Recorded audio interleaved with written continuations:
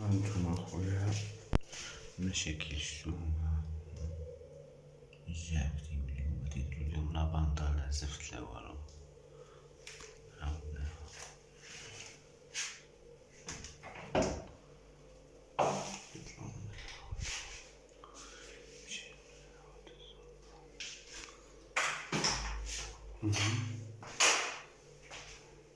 مش خليني نقي داكشي نقول داكشي لا حول ولا قوة.